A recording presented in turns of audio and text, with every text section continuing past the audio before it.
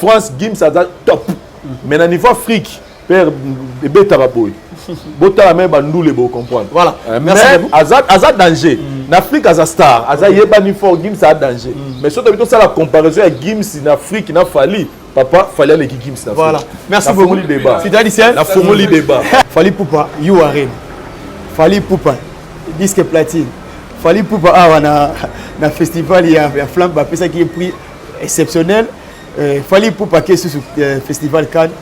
Tu peux dire quoi avec ça, tu lis? Tu te confirmes, Maloba. D'ailleurs, le bas qui est Fali Poupa Aza, capitaine.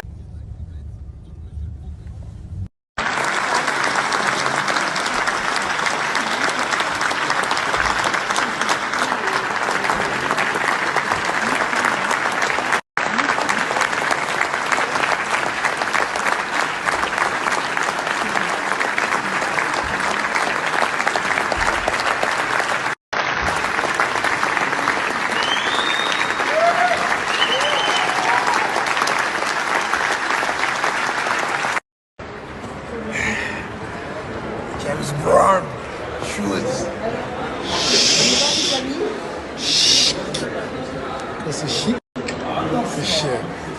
Je n'ai pas mauvais garçon. Hein. Ça, c'est des chaussures. Quand c'est chic, c'est cher. Ça, c'est des chaussures. Ça, c'est la chaussure. Yeah. La voix du peuple, oh, la voix du peuple, oh, c'est bien, oh. Vincent Chilouise, étoile de la presse. La voix du peuple. Toujours longueur d'avance. Les informations partout dans le monde. La voix du peuple. Toujours actualité dans les actualités. La voix du peuple. Maman n'a rien.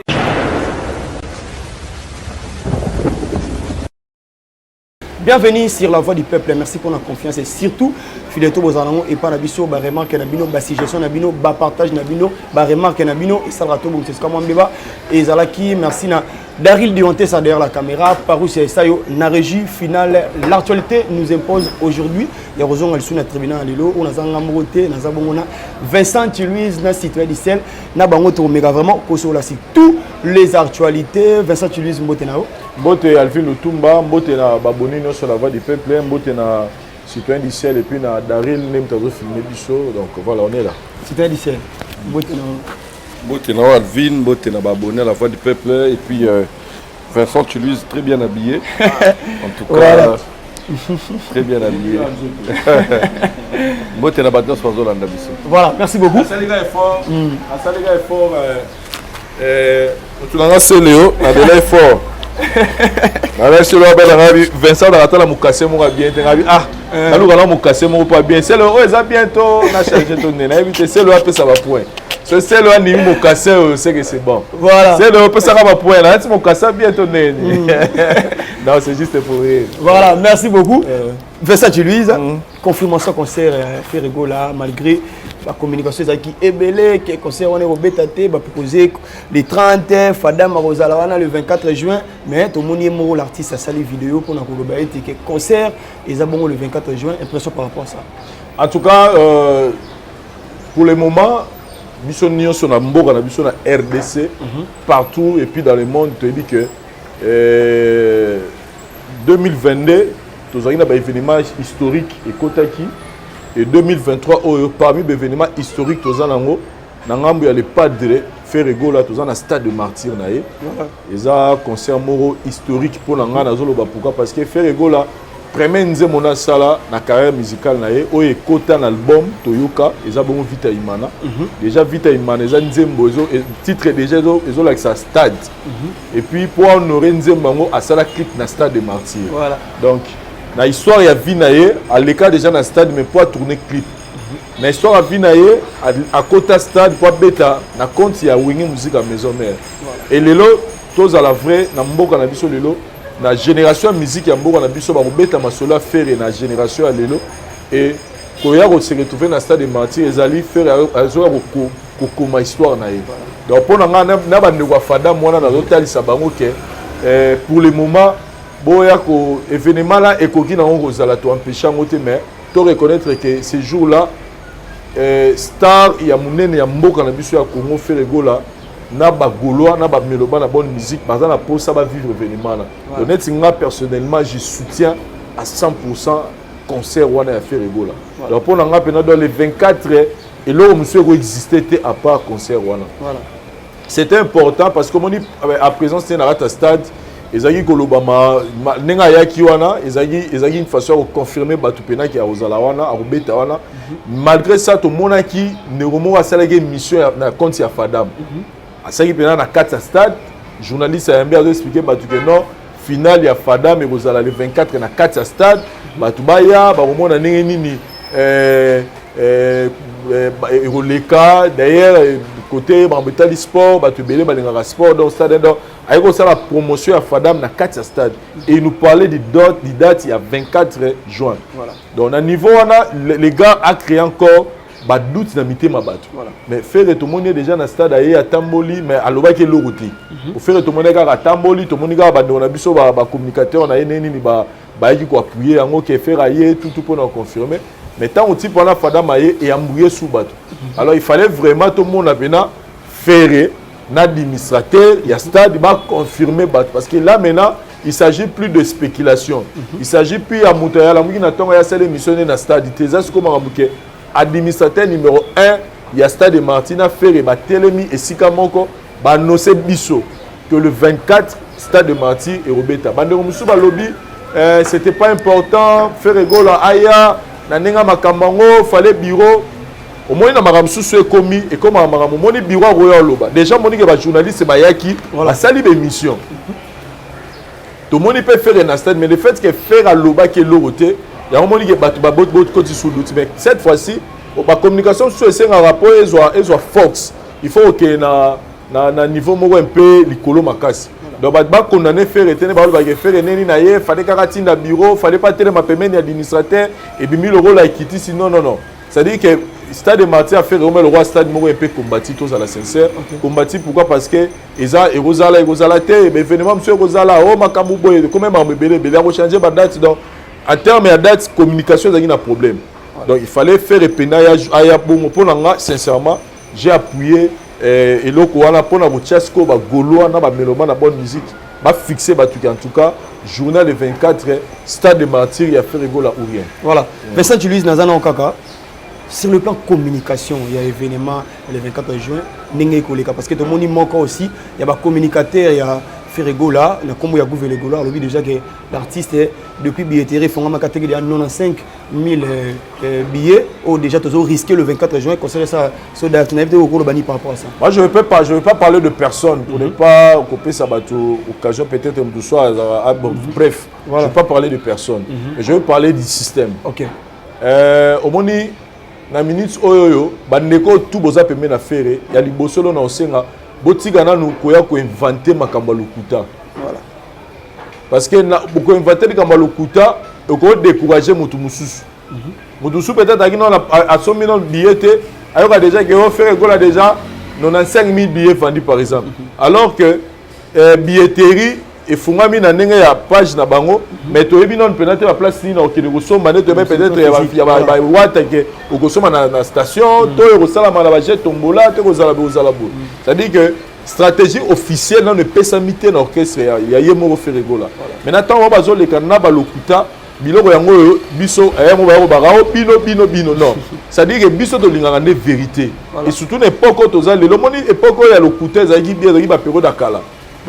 Ok ça kala lokuta zaki pourquoi parce que internet zaki te moyen de vérifier la guité donc on a le kamno ba bandimi mais le lot tout est comment vérifier donc on a le comme la télévision lokuta te pourquoi tant on dans lokuta ozo quand on irait ozo aider star na yo ozo créer marketing ya mabe pona yo to tika makambo keningi ezali faire égola na niveau za na mo lelo ceux qui basali communication a bien à répéter les sous faire autant de sa stade wana voilà et coton na plein. Parce que faire hasard génération ya wenge musique à 4x4 ou maison mère na ba jeune à lelo bazali balinga kaye. Donc bah ça la communication est bien et là je reviens encore na bien moro l'artiste a veillé na communication parce que ces jours-là les gens ne viennent pas voir tous ces gens là qui passent à la télé pour parler du mensonge dans marketing à faire rigola. Il y a ça ba roya hotel à nefere. Ba hotel à ne ceux qui fait ça la plein ou pas. Donc place les pas de hasard à comprendre que communication na ye eleka ya baje wana ya internet te. Et puis communication stade de mentir ezaka réseaux sociaux te. Parce que les réseaux sociaux na mboka na biso nano ezui pena oui d'accord ba lelo ekoza ba 30 à 40%. Voilà. Mais jeune moi avant na njili, jeune moi avant na Selimbao, jeune moi avant na Mikondo, aza gaulois, tam susu ana ta okota ba internet wana te. Ana besoin de communication, il y a bouche à l'oreille, communication, il y a babloro to ebinenge salamara. Donc en tout cas, équipe baza chargée à communication va tenir compte c'est donc parce que j'ai constaté que communication à faire plus ma casse dans les réseaux sociaux. Okay. Ce qui n'est pas mal, c'est bien. Je félicite, j'applaudis ça. Va foncer les sous sur la communication dans les réseaux sociaux.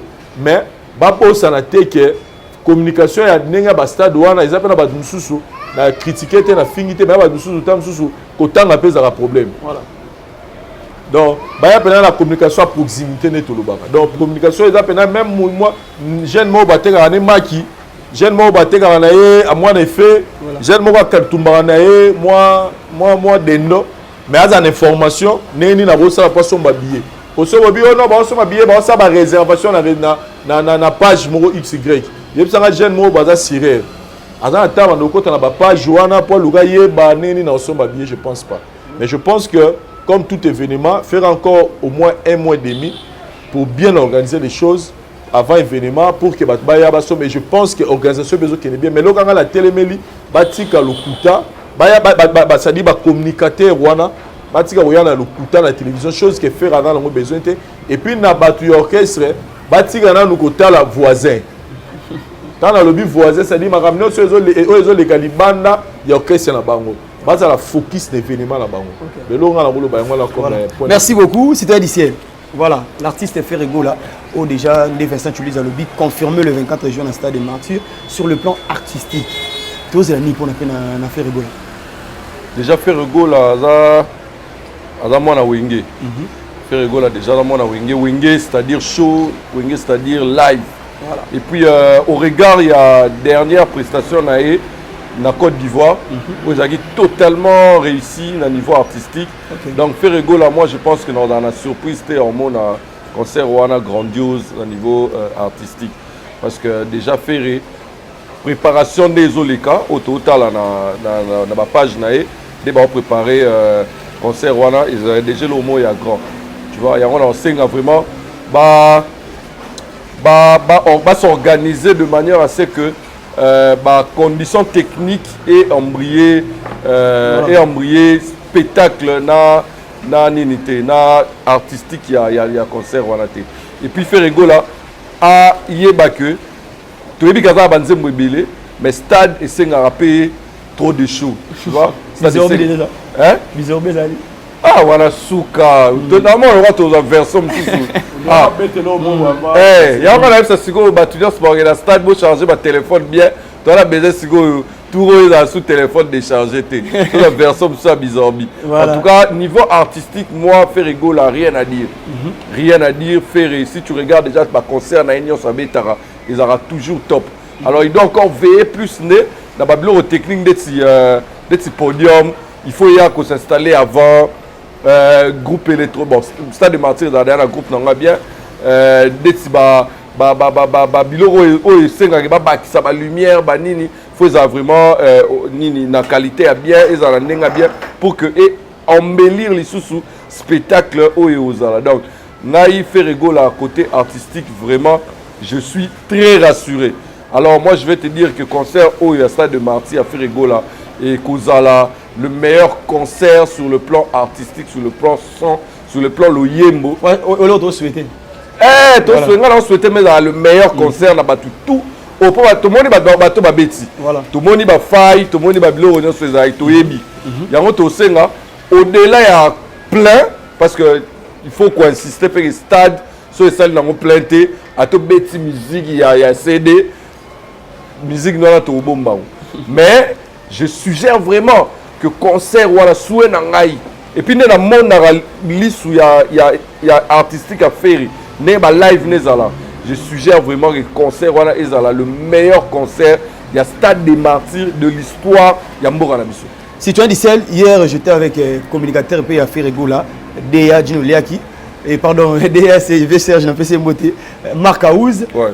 à lobby stratégie moi on peut faire rigoler à l'Ingasala pour l'album de Dynasty au Atbate Kabasede jour il y a concert il y a le 24 CD il y a volume 2 il y a Dynasty mais évitez moi stratégie on peut ils a l'avantage il y a l'artiste aussi oui bisapina ba CD il y a autre là toujours oui toute stratégie surtout la manière ya autonome de sa stade la manière à tek album toute stratégie où il faut réussir pour que stade étonda pour l'album était kama ils a bienvenu ils aura bien ba on ba yebi ba stratégie ya moment to loba awa ko critiquer bato ba oteka bien na onja et erreur ko critiquer bato ba oteka bien na rotsomba carburant et erreur parce que ba concert à minene d'être ba stade bongo et senga ba ko multiplier ba technique dans sa communication pour que nini et Simba.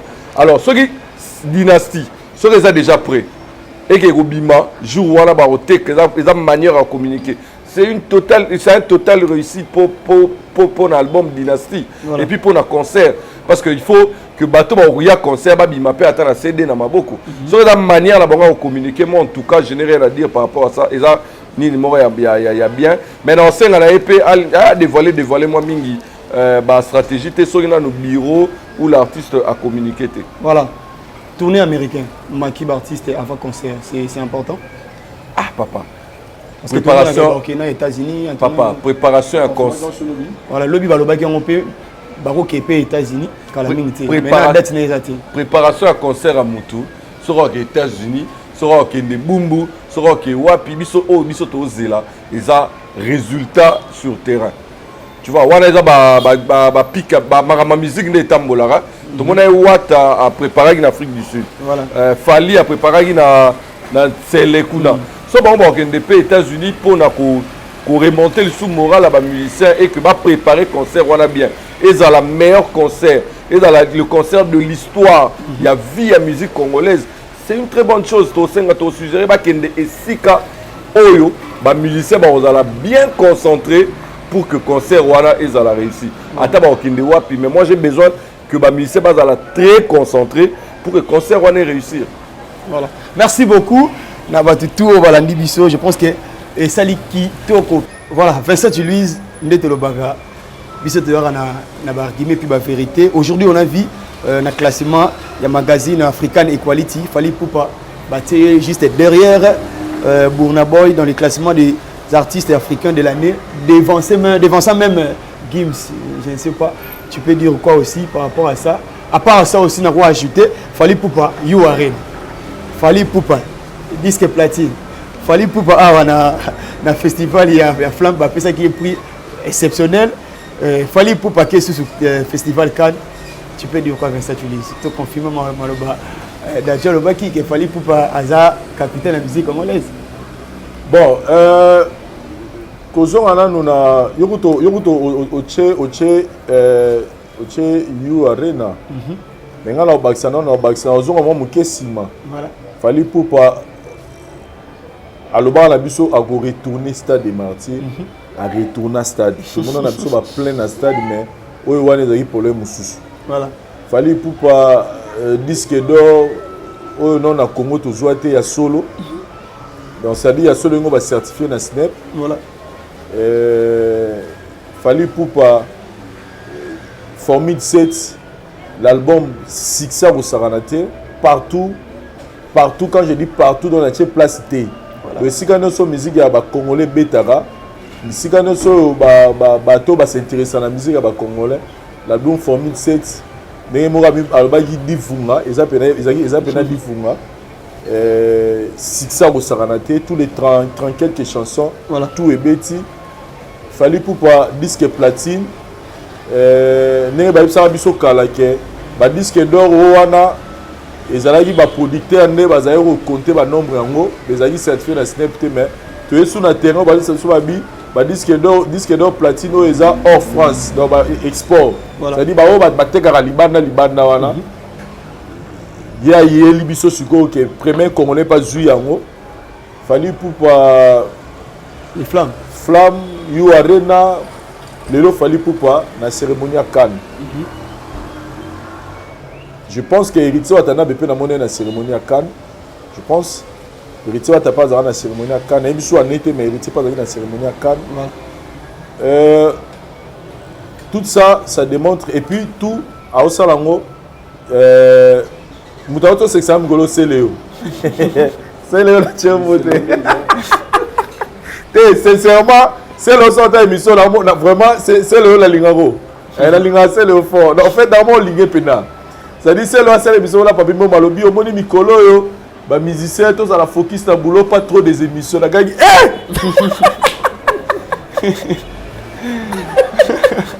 la gagne, il a parlé, c'est Léo, bonne émission. C'est Léo, on a fait son mot de place aux arts. Dans ces premières fois dans la télévision, papi Moma. Bref.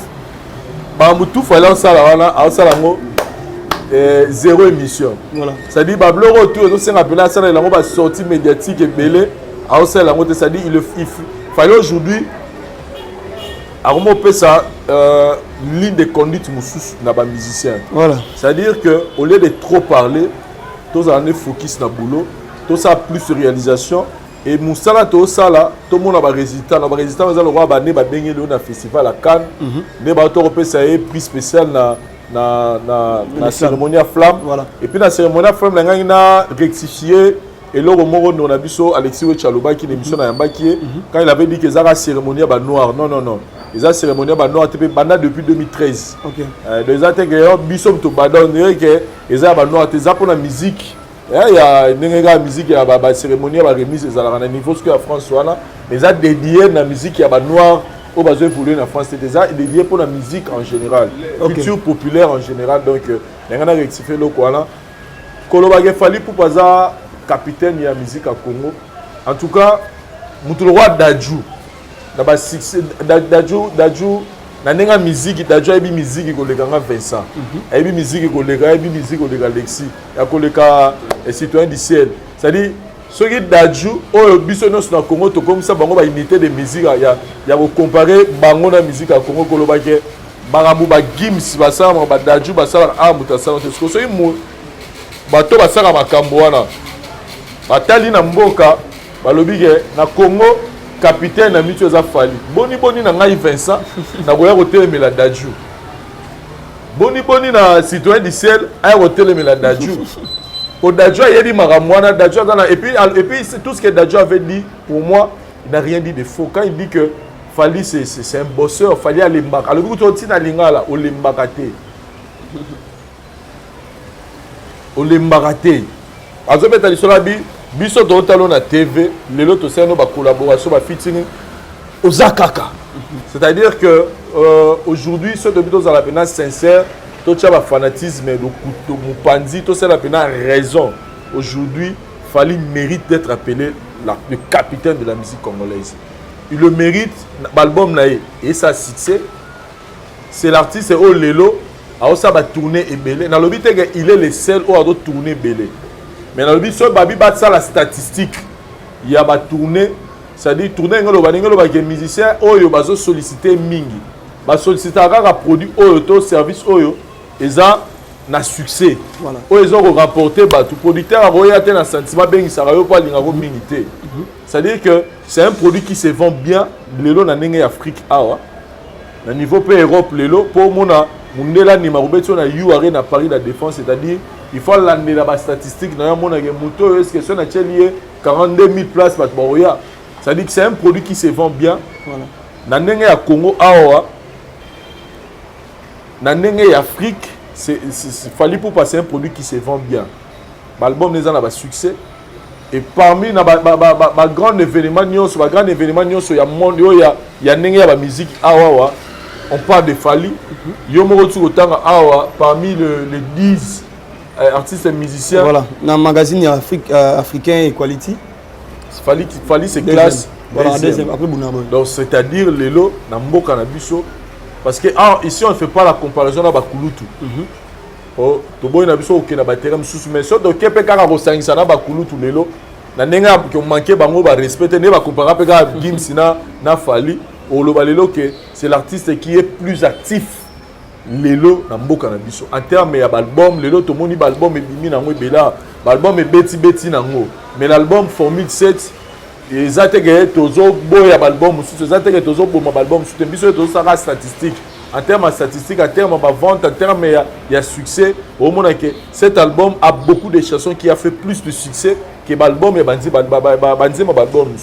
Donc pour Nanga Lelo, je confirme aussi que Fally est le capitaine de la musique à Congo. Nakati ya stade, nakati so match zobetama numéro 10 azalaka, 9 azalaka, 8 azalaka, 7 azalaka, 6 azalaka, 5 azalaka, 4 azalaka, 3 azalaka, un gardien azalaka, mais bapé sara brassard na mutu moko. Mais ngelo bateke po bapé si brassard na Cristiano Ronaldo pardon bapé si brassard na Neymar, ngelo bateke Messi bo beta balete.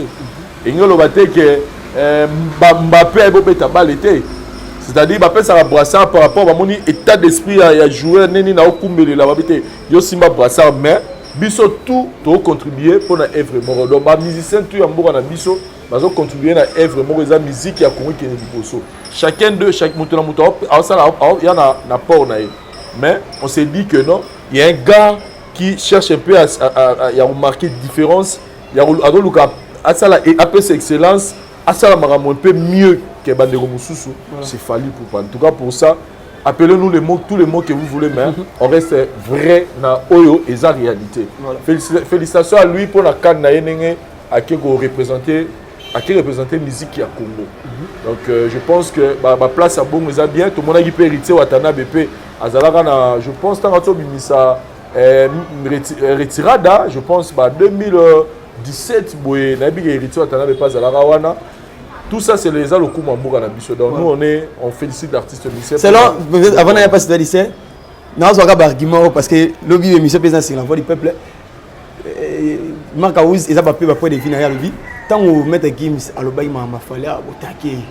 Tant qu'on a déjà beaucoup ici, c'est comme si on comprend le système des gens comme ça. Si on comprend le lobby, et comment? Oh. Gim Salomon ni kuna Fally. Que Mamouné a refusé à aller au Congo, tout ça. Pour des VPC qui va attaquer. Mais Gim Satanga Fally va traiter indirectement quand le bien Fally. Bref, wana photo eba kosala part des choses. Voilà. Tant au Gim Salobi, biso tribunal, biso analyse. Tout ça l'analyse pour nous soutenir Fally. Tout ça contre Gim cité. Tout ça, juste la recherche pour d'autres. Est-ce qu'il va dire qu'il y a Gims et ça peut n'abongo. Est-ce qu'il y a qui ferait envers parce qu'après on a appris qu'il avait posé des conditions. Il fallait pas passer sur le jet privé. Ma camébélé belé toyoka Gims. Donc on a juste d'autres. Est-ce que Mamou Gims a lobby et ça peut n'abongo. Vous comprenez? Voilà. Donc tout lobby là et pendant les répète d'adjo à lobby. D'adjo par lobby il fallait être capitaine en musique à Congo. Ce que biso de yépe hotel. Est-ce que d'adjo a constitution pour d'adjo lobby par exemple. Ah. Soit par exemple c'est le capitaine de la musique à Congo. Est-ce que tu veux donner maman bon?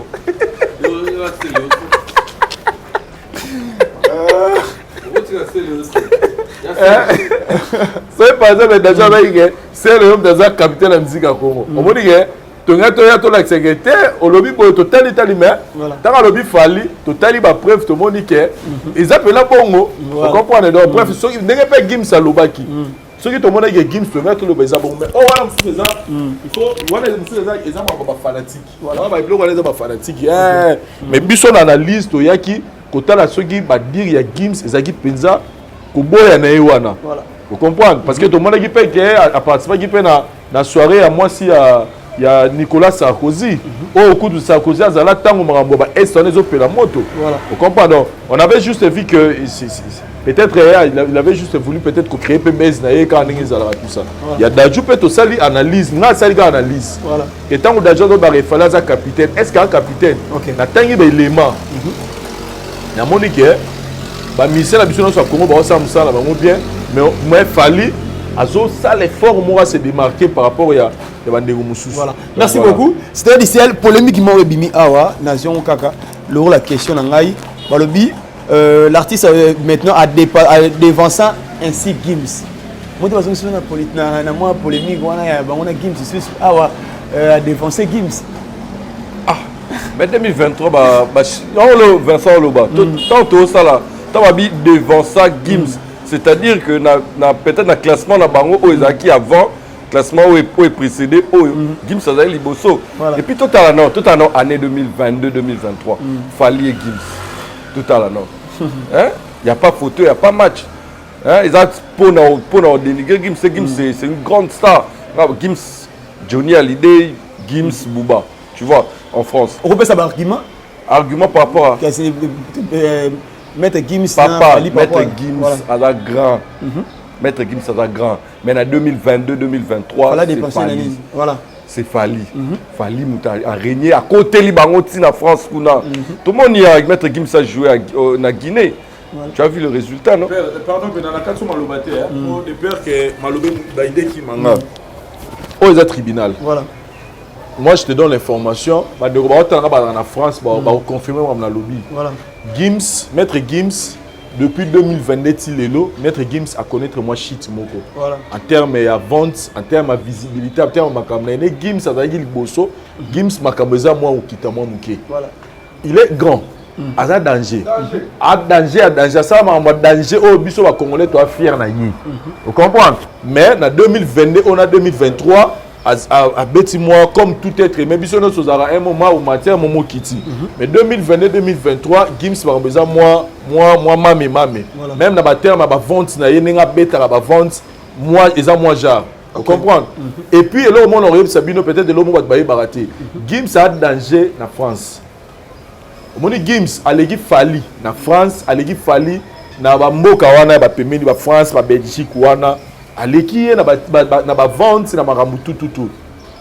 Et puis Gims a eu avantage ya ba bloc wana ba récompense to azwa atekaka makasi parce que industrie musicale na bango système est bien organisé. Vous comprenez? Mais père ba ko sauter so ken oye na Afrique awa. Papa Fali na Gims Fali naza wana on sabino bena sincèrement. Voilà. Na nenga ya Afrique. Moi Gims na France mais awa na Afrique. Fali Gims a été maté. Voilà. Pourquoi heureusement pene ba na bloka ba fallait ba continuer ba bloka ba export wana. Peut-être pour moi là ba kena ba export fallait se retrouver au moment disque platine. OK. Pour dire que na nenga Afrique awa fallait aza c'est une légende. Lelo Fali n'est pas n'importe qui à niveau Afrique awa. Eza rola ba nani ba oh nani vient na biso à Sénégal au Youssou. Vous comprenez? C'est-à-dire na ba niveau africain ba Youssou wana ba ndenge moment tam so kena ba libanda kuna vous comprenez que eza moi genre. Vous comprenez? Gims a danger. Donc Gims a été. Mais na niveau ya France Gims a top. Mais na niveau Afrique père beta boy. Bota même bandoule vous comprenez? Voilà. Merci beaucoup. Azad danger. En Afrique, Azad star. Azad yebani fort Gims a danger. Mais surtout ça la comparaison avec Gims en Afrique, il a fallu. Papa, fallait les Gims. Voilà. Merci beaucoup. La formule débat. Voilà. Merci ça a été. On a eu que même magazine voilà. Ba critères au bazoli basala nini wana. Et ça entre autres ça nini babi. Cette reconnaissance témoigne de la diversité et de la richesse de la scène musicale africaine. Wow. Papa, scène musicale africaine. Qui nourrit la scène musicale africaine aujourd'hui? Si ce n'est pas Fali. Voilà. Si ce n'est pas Burna Boy. Au moins, bateau bache awa, ils ont battu au bazo, batem so. Ils ont tangana ba 10 wana. Voilà. Bala Burna Boy, Fali Poupa, Davido, Thames et Ezrema, Didibi, voilà. Aya Star, Aya Nakamura, Kiss Daniel et Gims. Voilà. Papa, tu as la Thames au à hauteur aux oies, tu as Ibiti. Tu as Davido, tu as Burna Boy, qui peut vraiment couper Burna Boy. Tu vois, Fali Poupa. Ce sont des gens au bazar qui ont animé scène musicale africaine, papa. Qu'on ne se voile pas la face. Mais une version de Gims, c'est un grand. Au moins, Léon en France. Tiakola, au telle cérémonie, il y a Flamme, voilà. Qui a raflé presque beaucoup de trophées. C'est Tiakola. Parce que c'est lui actuellement. Musique n'aime pas pour Aniba Koumissete. Mais on ne dira pas que Tiakola est plus grand que Booba. Non. Mais Tiakola est en train de monter.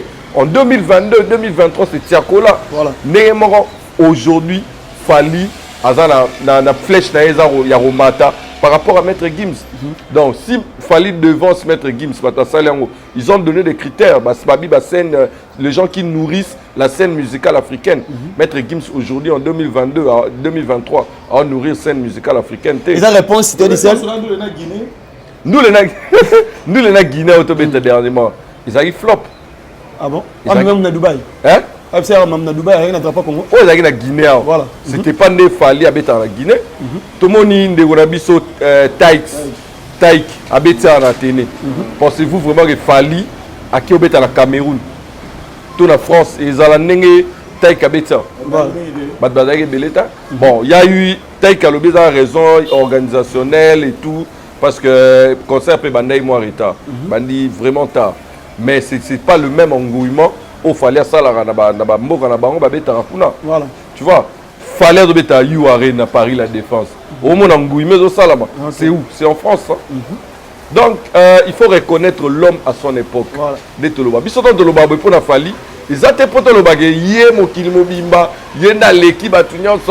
Non papa. 15 ans, 18 ans, autour de la musique, il y a Congo, il fallait aller à Liboso. Surtout que depuis 2017, à Bissa Tokos, surtout que à niveau africain, Fally. Et puis, Tango, Moni, à Ville-Tumba, tous sont en liste haute. Voilà. Tango, aux hommes, on musicien congolais, pour la haine, pour la mutema mabe, pour la kozanga koeba, azoleka. Azokumisa ba artiste étranger qui baronde ba danger baronde banini c'est une unité de mesure minga rabona boya papa bona boya mto c'est CGT bona boya là assez tout fait dans la simana bona boya mto c'est CGT au moins le sala ba artiste c'est Odaja Lobagi Olembaraté c'est la continuité et le maintien il y a succès et maintien ba tube. Bouna boya za muto depuis ba ye ti lelo bouna boya sala ba tube. Mais ba Davido ba sala ba tube mais ti au mona ke Ponte et Kiti. Mais bouna boya mto sa ba bouna boya comprendre comment maintenir succès. Yango zo mona ba Fally pe ba za na eloko wana. Comment akoyi ko maintenir succès.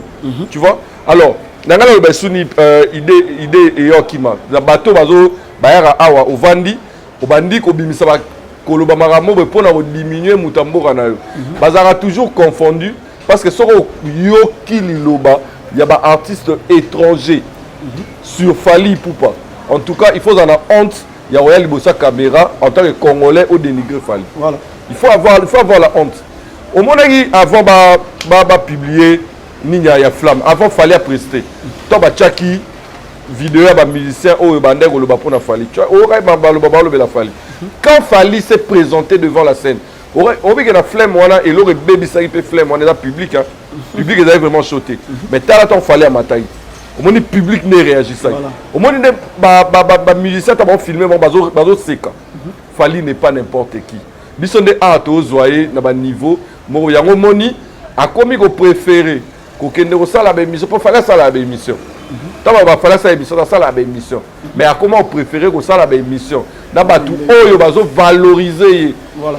Hein batu bazo valoriser plutôt que batu oyo balinga tout le temps ko dénigrer. Neronabiso grand frère c'est Léo. Voilà. Alobelo mo émission na que ba journaliste étranger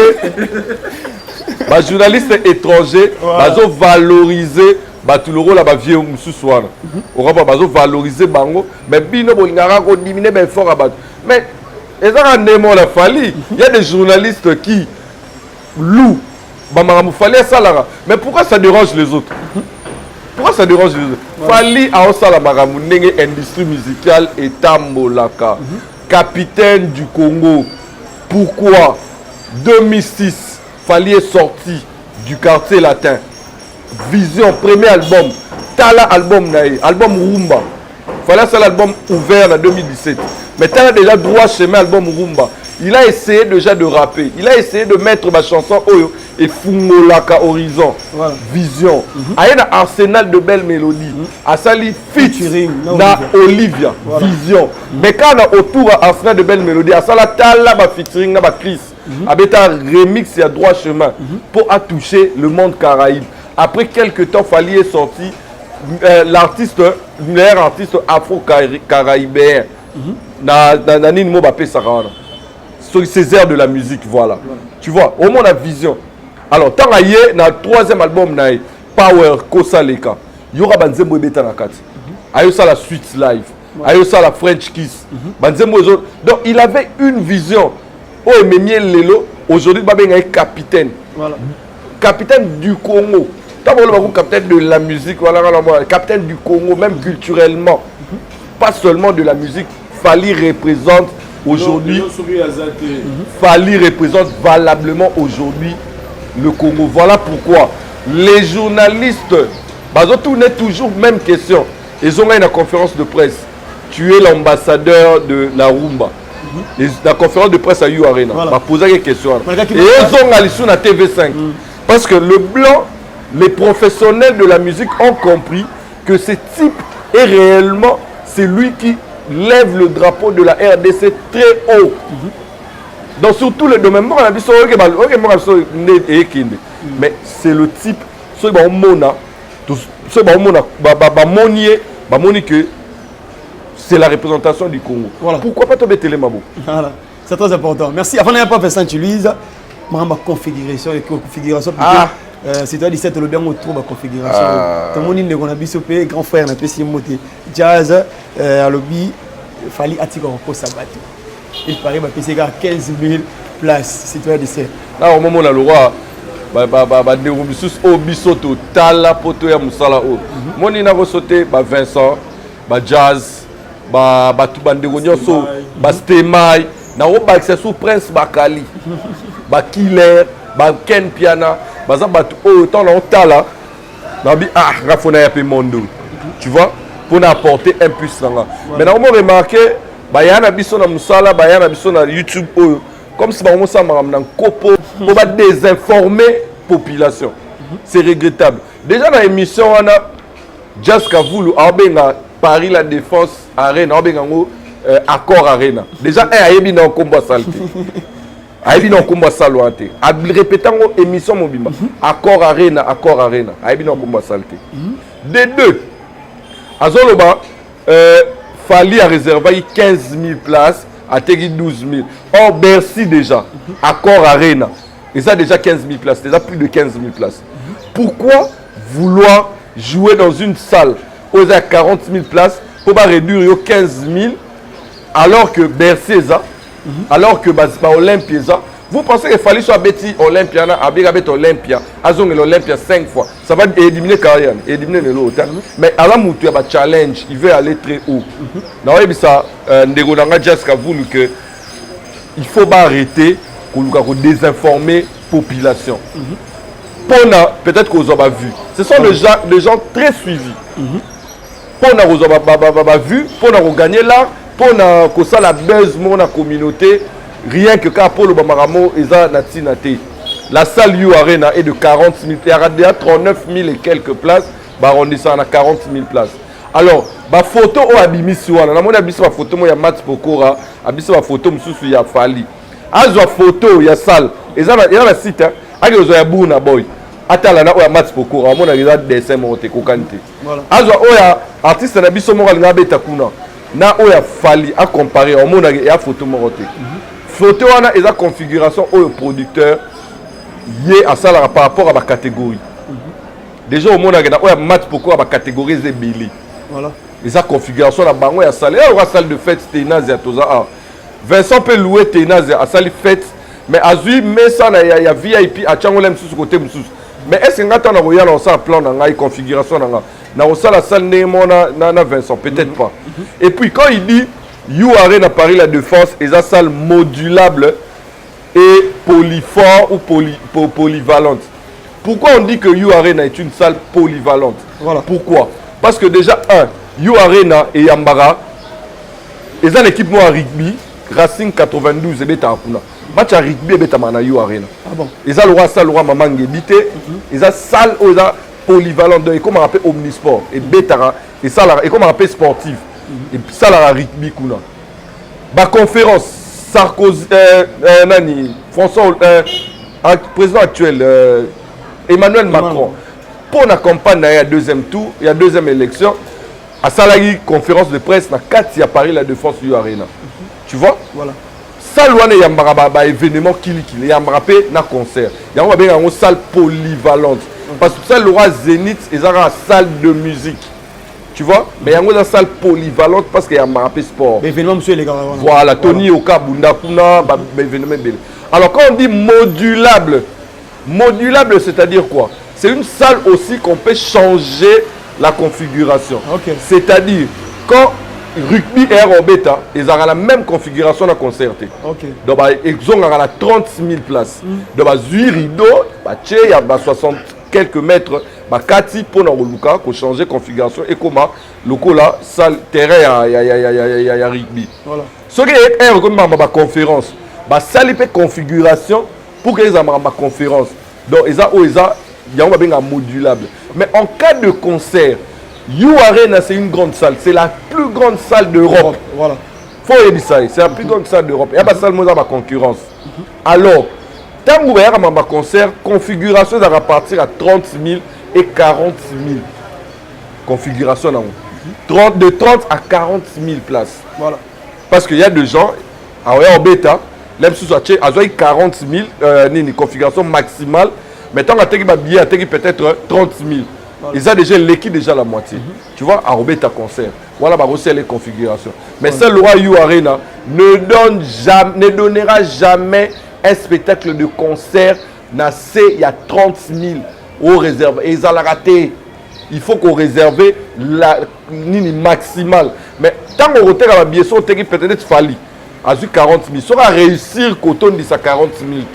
Et que son billet 30 000 ou 35 000 pour ne pas que dans une image qu'on voit peut-être de vide. Qu'est-ce qu'on fait? On reconfigure la salle. Voilà. Mais il fallait 15 000, c'est mentir toute une population. Okay. C'est venir désinformer les gens. Oh, on a besoin de musique, dans ce qui est liboso. Tout le monde a des journalistes à mener dans le Bisso. Les gars de la télévision vont soutenir le coûteur des musiciens. Voilà. Moi, je par exemple, musicien, moi, j'ai disque d'or, double disque d'or, non certifié dans SNEP. Moi, je suis journaliste international. À SNEP, je suis présentant. Voilà. Vous comprenez? Ce que tu dis comme le coûteur, les journalistes, c'est un mensonge. Boni ce qu'on a dit comme un mouton, il y a vérité. C'est-à-dire que tout le monde a dit, dans une comparaison, tout le monde a dit, tous les ministères sont amenés dans Mboka, annoncé qui You Arena nae. Natika la mona be mission boité. Là ça la sincère. Natika la mona be mission boité. Oh à cause configuration eza boye oh na bien ça ya kamba date. Mais tant on date pesa maka bietere fungwa maka natika la koyoka te oh batu ba sala mission ba lobake à cause alobi kutu na rozonga sima. Oyebi ke ba Bercy ba Zénith ba Olympe o ebeta makala. Tokeka tozuka Bercy ba ministère tout ba beta ba Bercy wana obi ke ba kosa biso na ba nombre ba place. Ministère non soit beta Bercy ya kala na lobi ya ba fali ya te ya ba vient na biso kala. Ba nombre o ba no loba. Na ba nombre ba na biso active du net ba ino fuyer to mona ye ba fenta ka biso. Mais to mona te place o ba to ba ya période ba contrer bango. Parce que boni na moto a osala makambo. En fait pour la ngana ina lobani. To encourager pe makambo bien. OK. C'est pas parce que tu es la personne, tu n'aimes pas la personne, c'est pas parce que tu détestes la personne et que tu dois te mettre dans une position donc même si moi maintenant moi il sans robito ça sans des torches oui ça va tout est bon pourquoi voilà donc au-delà de nos sentiments au-delà de tout ce que nous surtout la télévision la télévision en tout cas toi parce que ce message il topé ça la jeune no ba obi bon refait neni so ba que si bon biso tout le monde est modèle mais ba do ça biso qui a fait ntara na au moins qu'ils ont découragé na ba jeune donc on peut d'abord nga sincèrement lelo na étape pour fallait commis passer à la télé pour créer des mensonges et si malongoté alors pour soit tu t'étais soit tu assumes que vous avez chroniqué sans rancune pour la c'est très important merci beaucoup Vincent Louise tous les cannabiso Robi de Mundebo ba to bisa single na mo na guest ma wete mais neto no yo kango dans le sens que tant la répétition, TikTok, non de monde non na YouTube. Sur le plan d'abord il y a vie et puis sur le plan il y a marché maintenant. Je sais pas tu peux dire quoi. Bon, avant bimisa nini abimisa eloko atako miselo moko boye atsale clip dans l'Angola. Yobe. Avant Yobe tozoki Kulumba. Voilà. Kulumba elle a dit top. Si le lot Kulumba etikala pena top. Voilà. Yobe nga la chance ya comment en pleine répétition. Je dois avouer que donc ça dit elenyo na noyo ga Yobe na répétition na yoka kiango na telego na clip na sateko nire ya répétition eleki ya studio tout ça nende ba clipé et oh pas beto Kulumba et plutôt nini eloko ça dit elengo na noyo na tana bano betango na live na elengo na yoki na ne ba côté na studio na senti na mona ya live et le studio de longa na osengaka Robino nga na ma ma musique naza pena ne balobaka expert te na mama baso mais je suis juste un observateur na rota la peine à pesi moi likanisi na osengaka na Robino amegana nous cette fois ci sur ça les locaux babio na sarana asa l'effort après ça biso pena version ya o abeta na ba live boni net le kona na ti abano bino le roi tchakuli bonas mo bodon so que même la TikTok na yo au mona ya TikTok on a ne ba bina ya ngonde ba salango na ne ba salon na clip na mo ndire ya clip et ça na niveau ya ba live te donc on a singa la Robino mega on dirait vitesse nango elembi moi mukie par rapport ya nini mais sinon ils ont nzemboye pas mais c'est biso pe na ba surprise so na do se souvenir na chana no boye bi chana no sala 6 après 9 mois na kanga na tikala na loko na mutu na chana no boye et bima après 9 mois et aussi 6 ya ma restaurant donc et puis basali na gaz ma wete gaz azape motoyo arape moi makasi sauf que la moni eloko gaz o ba beti na niska wana ba challenge ya sala na moni et comme une vitesse coûte ko de quand même so basali na Robino mais tout ce qu'on a nous temps tout ce qu'on a temps peut-être avec le temps tout le monde a nini au décoller maintenant constat na salle ya na mona ke ba live ya Robino na ba studio na ye na ba son ya studio ya live ça na et dans l'énergie makasi ko leka ya ba studio voilà ça c'est très important maintenant nous sait que l'artiste est Bolo Yanga ex-musicien ex-effectif il y a groupe d'accompagnement il a fallu pour pas effectif a robimisa bongo single na ye na kombo ya malheureuse ba warriors ba mélomane na bonne musique ba to balingaka musique il y a bien s'il vous plaît plutôt to consommer aussi et puis to booster l'artiste Bolo Yang o ya bandi carrière na ye et ça là tellement kitoko et puis l'artiste est bien affilé a robimisa bongo album na ye na kombo ya détermination et ma bongo les 30 mains donc il ça la suitoko na bato tout balingaka musique et ça na 14 titres ou déjà fiche na page na ezali to yo kapena musique to zelango maboko ya kofongama et puis to booster aussi artiste et ça là tellement kitoko c'est Dicel par rapport à ça tu peux dire quoi? Bon on a rajouté comme moukier par rapport à ya Robin. Pas de problème voilà. Moi j'aimerais dire à l'artiste que la musique aujourd'hui Nathan Lelo la musique ne fait plus tout. Tu vois, musique, Vincent Lobby, studio, Kobeta, ne fait plus tout. C'est la communication, les lots de ça. Alors, Robinho, je vois, après certaines communications, il y a une image, il y a Yemoko, Kozala, par rapport à Bameloman. Robinho fait partie de gens, tout le mélomane, Babanda Yokai. Moni Bachana Nuboui, Bissonios Tolinga, Kulumba, tout Bando Linga.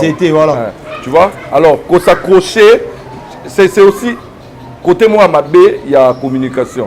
Faut s'accrocher qu'un artiste au moment où tu es aussi artiste. Voilà. Tu vois, c'est... Là, vous parlez de Fali? Quoi, travail? Bon, Fali ou Fali. Voilà. Faut s'accrocher dans le corps où il y a Fali, il faut s'accrocher. Et ils ont vraiment... Et il a été. Fallait ça vienne, il faut ça Fali, comme on en a battu ça. Mais à éviter la communication, on a mingi mingi kaka sur Maramafali. Et puis dans ces émissions, les gens quand on parle de Ferré, balungaba mémé kaka na terrain au Robinho au Luba, likamo il y a bien teto, on s'est vanté na moi le tu vois. Même temps on va tourner la question sur Bizorbi, tu vois, Moni il voulait toujours que Luka Kobendara Bizorbi na moi niveau mon que Moni. Donc je pense que l'artiste doit changer sa communication. c'est un très bon artiste na ba Afro House. Robin madame toi Simba qui biso pe Simba rabiso. Voilà. Mais ils ont moi côté communication dès qu'on sala que ba bilo on a ils ont la moi flop na niveau marché. Papi Kalombo. Papi Kalombo Bolo Yang le chef. Voilà. Donc ngala avec des extraits en Zembu na na zong sibiso na elora papa Wemba. Donc c'est tous elango maboko fungama. Je demande aux mélomanes de la bonne musique, ba Warrior, ba Tunio so ba lingara Papi Kalombo, ba Zelandais moine Obima Lelo, hein, les gens tourner émission et Obima Lelo, bokende boyo kabo télécharger, bo somba yango pe légalement pour aider artistes qui liboso. Voilà, Igbi n'a filé aussi, détermination les 30 mai. Oui, Bina filé un bon artiste. Bina filé à message ça biso dans la banzembo bien, ba ils a de mon mingi Problème et problème. Voilà. Donc c'est un problème alors. Alors album naé travailler en Europe aussi une grande partie. Toi on a besoin peu maintenant c'est pas gendo yoka et puis je demanderai aussi à Big Mina Filé, Hugues Mina Filé aussi à travailler communication parce que l'album est goda kitoko. Voilà. Mais il peut rater le niveau communication et ça il peut le roi album naé bien été. Donc à travailler communication déjà la moni ba teaser ça kitoko, la moni déjà posté partout. À travailler vraiment à l'année ma polémique et belé à sa promotion album nous on attend cet album maboko fungwama biso to ba meloma na bonne musique. Voilà, merci beaucoup. Ngana pesa aussi félicitations à Igbi na Philippe pour na ndenge ya souhaiter qui ba sincère condolence à l'artiste Ibrato malgré ba belé to karame à l'écart vraiment na humanisme comme faisait Fali Poupa et ça qui tellement kitoko mingi. Voilà, Vincent Louisa. C'est pour demain déjà l'artiste. On faisait aussi Ferrego là. Voilà. Ouais. C'est très important.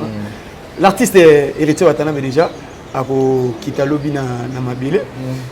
Mais avant on a d'abord ba propos na pour na Olivera ou Azaki pe collègue na ya Wini musique à maison mais ya ko ba été avec na poto juste pour na kutika ye ba te bile ba zonga na sens que peut-être les billets, peut-être tout ça pour. Et puis, dans le lobby, un jour, l'artiste a le betaki pas, les gonanga tout le même orchestre et a négligé une analyse sur ça. Bon, ngai na habité dans un moyen moussouté peut-être ya Rolobango, je n'ai qui ici, na ici ka opona Rolobango. Voilà. Ce n'est qu'ici que je peux en parler. Mais baloba bon ezama bete na ninga l'ambassade de yo ina batuna mikila pour le bio ngai mo na otika alors que est-ce que vous avez mis sur le service il y en a ici on a habité parce que bon pour là je me dis il pouvait le faire mais dans le silence on a habité ceux qui les a bien mais ba ça va demander ya ba visa bon alo ba kenaye na ngamo na ba na otika alors que vous avez peut-être un visa peut-être pour 1 mois 2 mois bon. En termes de communication, on a été déjà bien ou pas, déjà pas mal, déjà mal. Mais en termes de vie normale, quand Olivier Ranet, c'est un peu sincère, na CP le fond Olivier Ratikali. Comme on dit vitesse à nous le nez les lots, Olivier c'est un grand chanteur. Mais n'importe marabozo qui est les lots. Je préfère que tu aies na quitter à sa musique mais à l'année na Mickey.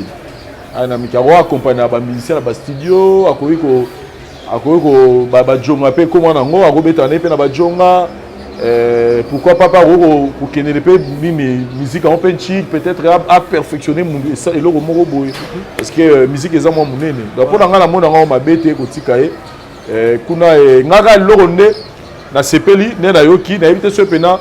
Et c'est vrai, mais tout le monde aura la réseau sur héritage azo par exemple plein négociation pas bête na accord arena. Donc en tout cas ils ont bien. Maintenant on sait à la Ouatta cette fois-ci, hein, on a proposé. Cette fois-ci sur même mission à Poto. C'est bien, c'est vrai qu'il faut reconnaître les phénomènes combattants et zagi côté musique il va sera qui macasse.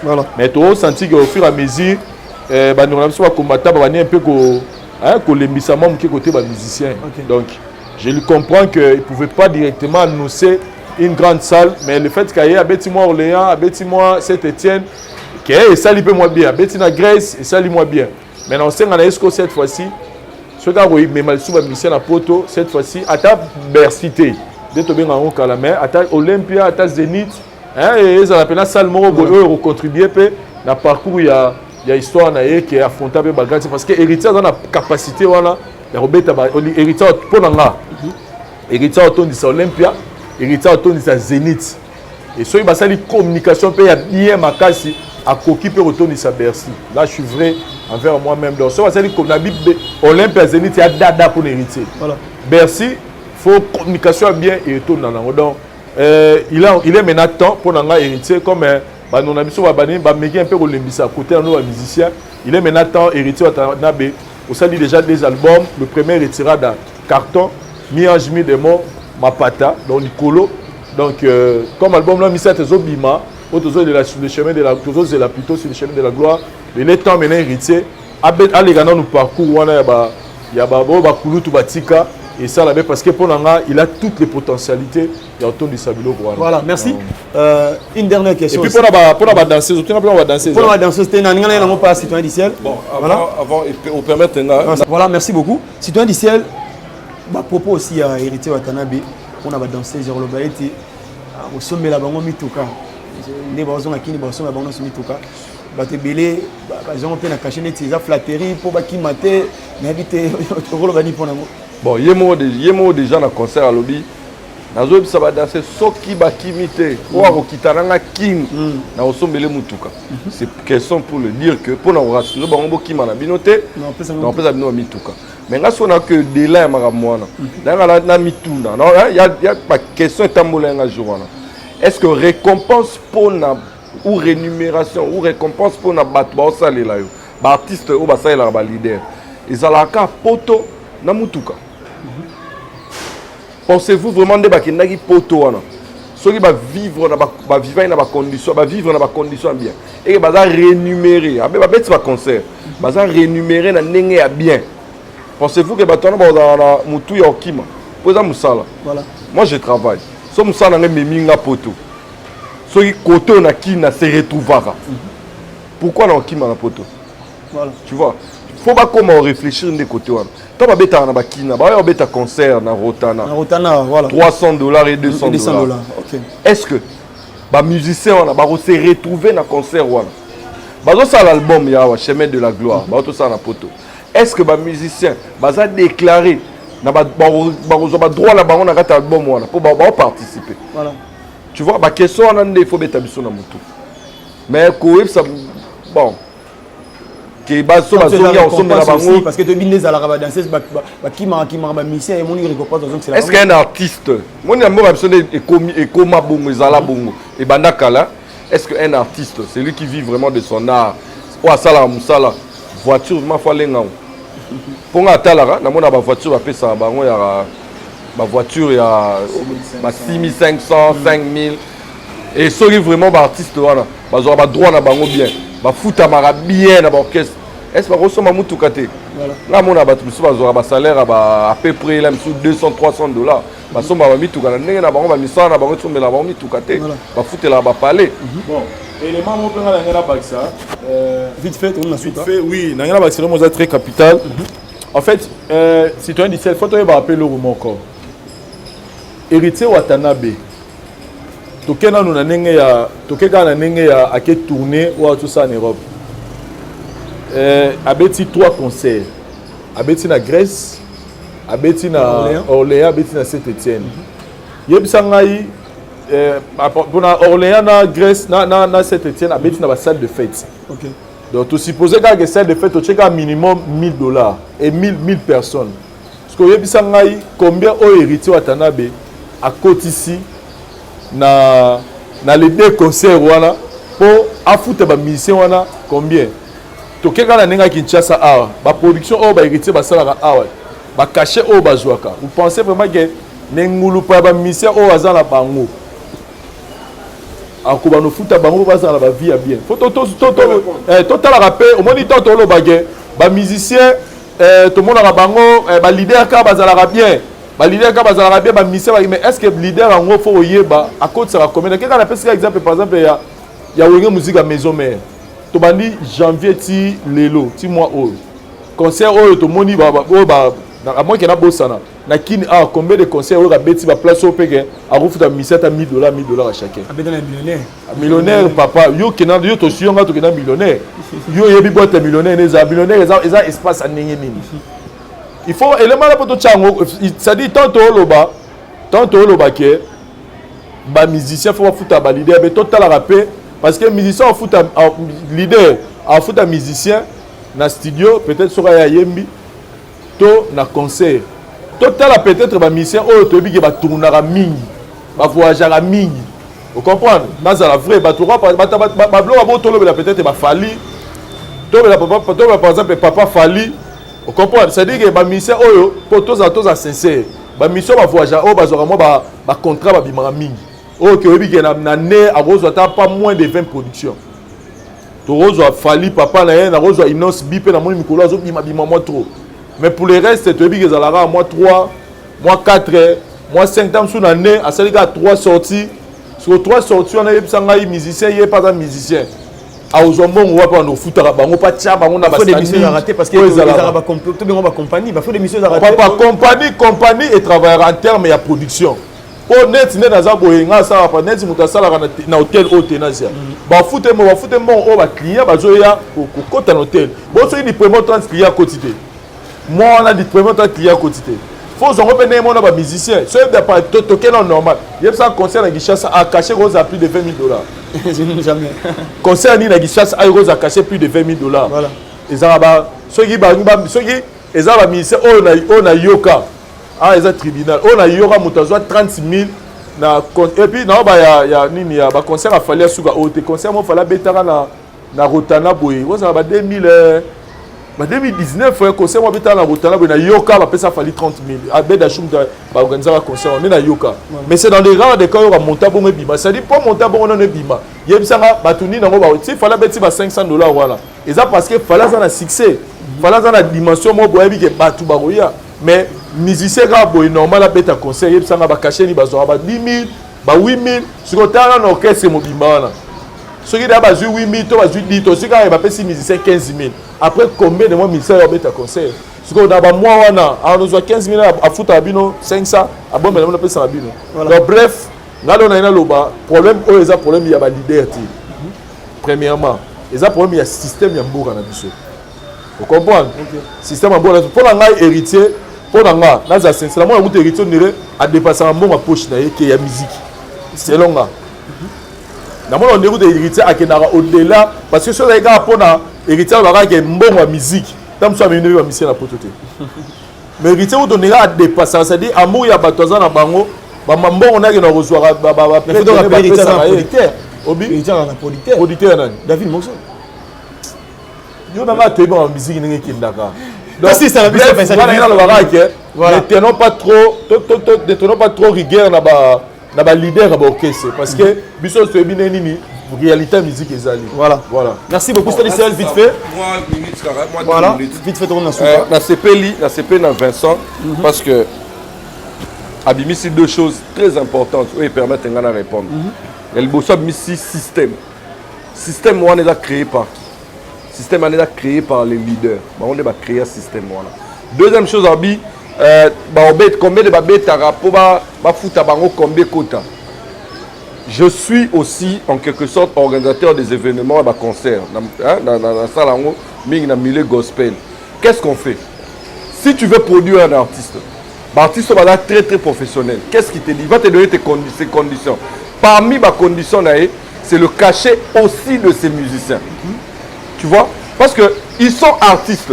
Rémunération artiste, ils ont caché. Ils ont caché. Si par exemple, héritier Watanabe, c'est na Bercy. Héritier na cahier de charge na fiche technique na à concert, il doit insérer le cachet de ses musiciens hormis cachet na moro en tant qu'artiste. Okay. Il faut insérer en haut que ngai na obeta mais nga na cachet na nga ils ont autant mais na beta nga mon côté. Okay. Na beta na batu wana il faut pas voir autant. Donc bon, ça va dépendre de la cachet leader. Oh papa, bon dépend de la cachet leader ndé. Artiste n'y a dépend de la cachet leader. Bazarata ndo mona na pese exemple mususu. Toba na robeta na libanda. Toba na robeta libanda. Ba kenet orchestre te. Ye ba na peso batu oyo ba respecter. Soki na sima, bazui vetu juice. Robeta l'héritier batterie. Na guitare bazui Olivier Chimanga. Na basse bazui Michel Bass. Na piano bazui lemsusu Lenny Bidens na piano. Na chant baye bazune tusu soit Charlotte Dipanda, soit bon Charlotte tout à la star. Bazu bato babetaka na baza vraiment bien baza ba intermittent des spectacles. Je te dis, ils vont payer, ils vont exiger le cachet à Batouana individuellement. Pourquoi ils ne le font pas pour leurs musiciens? Parce qu'ils ont créé un système. Le système n'a pas besoin qu'ils ont ngaï. Bango bailo, te nganem na ofula, bango nganem na sala bango. Donc il y a aux là, parce que là on entend les mamabo on est 20 000 et mamouké. Pour 20 000 alors on a combien on peut savoir combien. Il y a un moment on a un moto on peut la bakina, on peut savoir mon transport amiqué bakéi. Parce que nous allons sous là en poteau. Production, ceux qui ne négocier Bercy, là c'est un conseil que je donne en tant que moi, Mouti. De négocier Bercy pour la Wata. Il doit insérer ses musiciens au voyager dans le cadre, il y a concert, il va foutre bango caché. Hormis caché, il doit exiger. Moïse Mbi l'a fait, documentaire et ça, dans la bétail concerné à Yachar, il a dit que on a la cher parce que tant on a bétaka. Il faut foutre ba musicien na faut foutre bango ngana na caché na bango baza ba artiste faut foutre bango. Voilà, merci beaucoup. Merci, je pense que Togom Nabiso vraiment Nasuka na Robandela et l'artiste est héritier watana ba okita lobby na ngonga ya 13h si je me trompe pas, la poule kana ngonga 12h et puis à Robeta bongo le 26 mai na Rotana $200 et puis $300 et puis vite fait aussi l'artiste Bolo Yang déjà na chaîne YouTube na yebo zo single na kombo ya malheureuse et puis l'artiste est bien affilé le 30 mai à Robimsa bongo album na kombo ya détermination version celui to comme na suka na pesi mboto na na kulutu na Tangi Brice Lolendo bâti service balobi sika o bandeko na biso tout au bazana na diaspora plus précisément na France bazui na Belgique na moi paiement bazui moyen rotonga na ba condition bientôt à réparation ba blo randaku côté construction plomberie et autres en tout cas de la biso Tangi Brice Lolendo azawana et merci nanga na maman nanga jeune Mbouyi na Belgique wana pourquoi pas na bandeko na ngai Orphée Penette Pampé Penette Roda Delix et puis na bandeko tout batali biso na yo na citoyen du ciel et puis na Daryl Oussama et puis Parouz et Sayo n'est pas l'andeli technique. Voilà, vite fait, voilà. On va signaler car que on va la émission Oyo dimanche 21 mai, ça sera mon anniversaire. Donc on a beau temps le 21 mai et ça la bien, bah message nabino, bah encouragement et au ça la biso bien, la page Facebook nangai Del Pater Boka les citoyens du ciel et puis WhatsApp 085 022 0738. On a besoin de vos encouragements. Merci Ming, la Vincent Louise pour la confiance. Nayo Alvin, l'équipe Mumba, la voix du peuple, Namoni Parousia, Alvin Oussama. Donc, Motenanga, la famille Nanga Mobimba, na moi si Nanga Mi majeur 7. Voilà, merci beaucoup la personne qui pour la confiance, celle pour la disponibilité. Merci aussi à Papa Eric Moukwe sur ma solo, maison Ephraim, maison était la plus à qualité, ma télé est bien, batterie à kilo, la prime encore abordable, référence à la photo à Pasteur Moïse Mie, Kevin Katumba Skoba, Papa na Daniel, Freddy Mpoutou, Makambu, Soukate, restez branchés sur la voix du peuple, joyeuse fête d'anniversaire à Athéline, même moi aussi na Céline à télé, moi c'est le chef, tout puissant chef à télé Kounyanga, restez branchés, on se retrouve juste prochainement, merci.